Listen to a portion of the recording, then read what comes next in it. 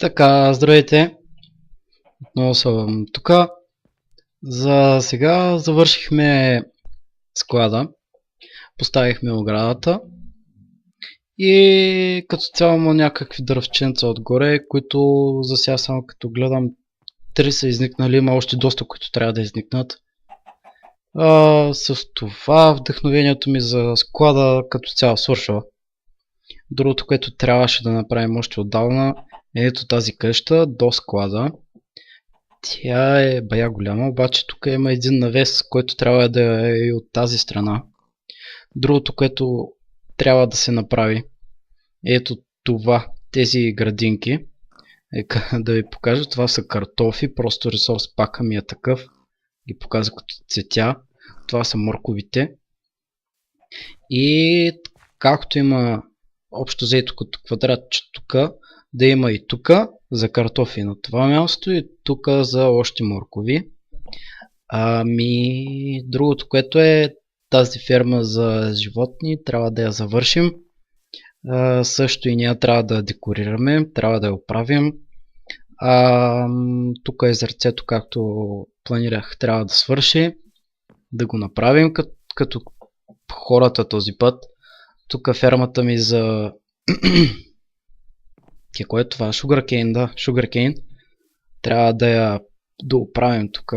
Тук има още място доста за Sugarcane. Може би ще я продължа и до тук. Другото, което е, след като свърша това, общо взето ще имам бая, как да ви кажа, доста добра база. Наистина добра ще стане. И си мисля да инсталирам един мод, който кара зомбитата да те нападат, дори да са достатъчно далече, че по принцип да не те нападат. Мод да се казва Zombie Awareness. Ще трябва да поразгледам в интернет как стават работите, защото до сега не съм инсталирал мод. И...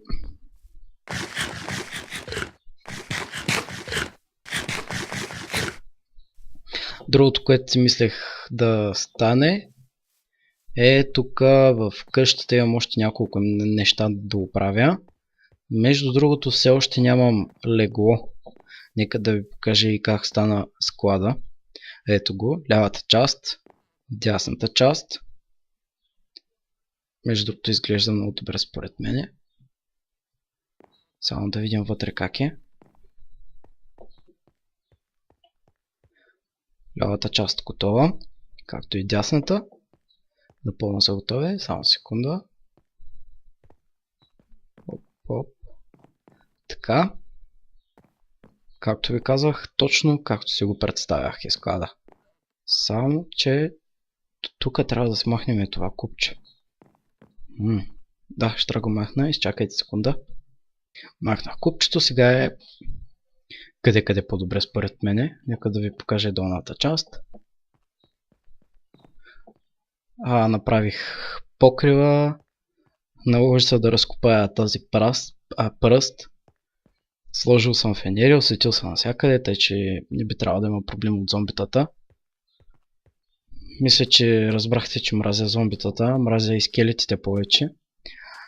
Целият склад е почти готов, но остана тук зад първата секция. Отзаде остана открито. Трябва ми камък. Както виждате, нямам никакъв камък. И ще трябва да копая отново. Май пак ще си пусна музика. Този път няма да ви ангажирам да ме слушате. И разбрахте, че и той не мога да правя. Но като цяло мога само да си сторя хубаво.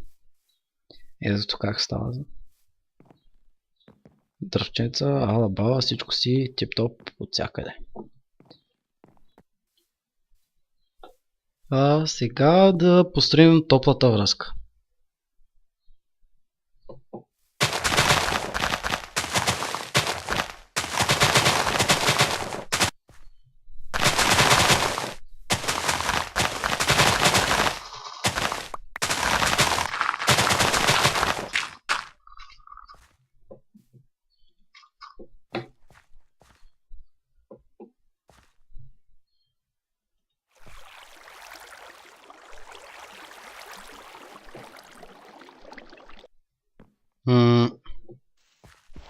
1, 2, 3, 4, 5, 6, 7, 8, 9, 10, 11, 12, 13. 13 е нечетно, затова броим 6.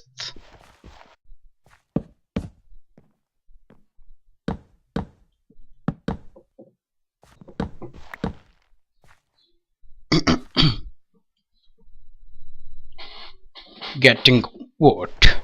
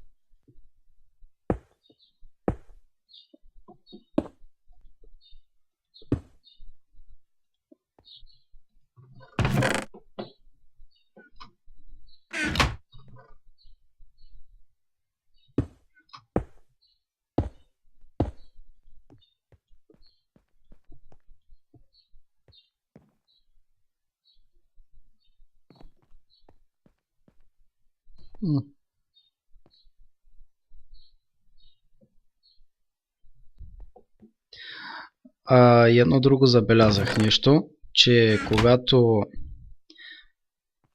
складът работи, смисъл такъв има етами тук, които се махат, малко ми лагва като цяло. Може би тук си мисля между ето тези колони, дето са тук, да сложа листа на дърветата. По този начин, само секунда, по този начин, когато се погледне към склада, по-малко ще се вижда склада и повече природата около него. По-скоро ще се слива с природата още в по-голяма степен. Както казах, направихме езерцето отдолу. Нека да ви го покажа. Ето го. Езерцето малко. Трябва да направим и нещо друго. Освен да си оправя къщата. Трябва да направим една голяма кула, чрез която по-точно да се качваме на някъде и да можем да гледаме отгоре как стоят нещата. Това мисля да го направя, обаче ще го направя зад камера, понеже мисля, че е глупо да гледате как правя на кула. Трябва също да определям място за нашата ферма, за ечемик, пшеница ли, уит, какво е там, не мога да се сетя точно, няма в момента. Онова да се прави хляб от него. Въпросът е къде да бъде.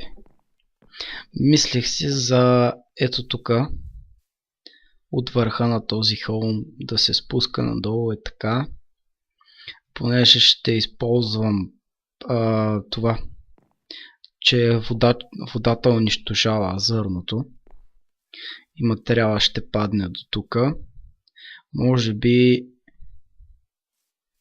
Може би ще дойде някъде ето тук, при дините, краят, но това означава, че трябва да махнем дините. Другото, което не съм сигурен дали ще е там, защото просто ще има едно наслагване на сгради тук. Може би по-важното е да си направим склада за животните, фермичката малката за кокошки. Може би да, не знам. Мисля, че трябва да направим една стена, ограждаща цялата ни база. Затова трябва първо да събера много материал. Доста материал. И ще видим как ще я направим. Ще се върна след малко, когато материалът е готов и съм планирал голяма част от стената.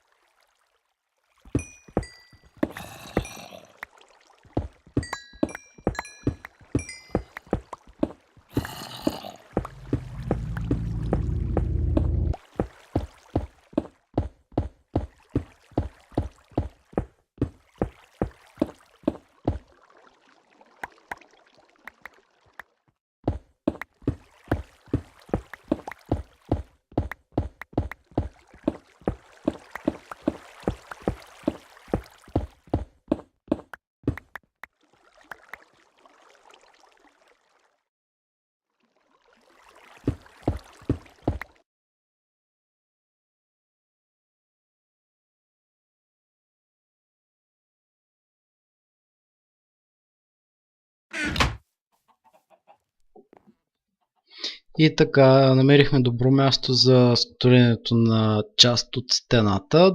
Другите части ще видим къде ще ги построим. Като цяло за сега трябва да направим стената тук. Да видя дали ще мога да покажа по-нагледно. Идеята е, като цяло, тук има един хълм. Ние стоим на втория хълм. И между тези два хълма има нещо като малка долинка.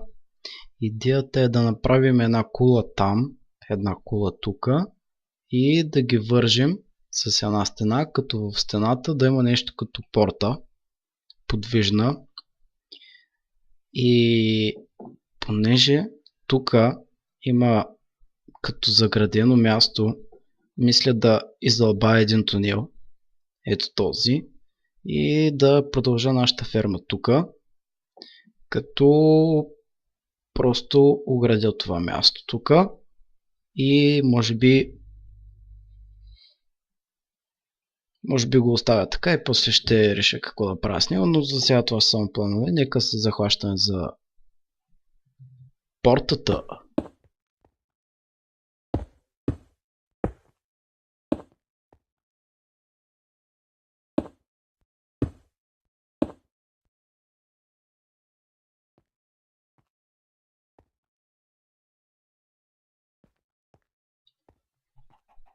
Едната страна е готова.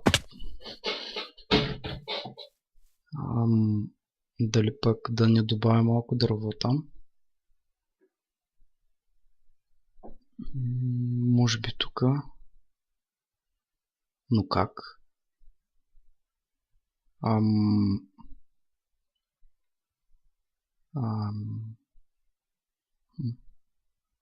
Сега. Имам идея, но да видим. Ще се върна след малко.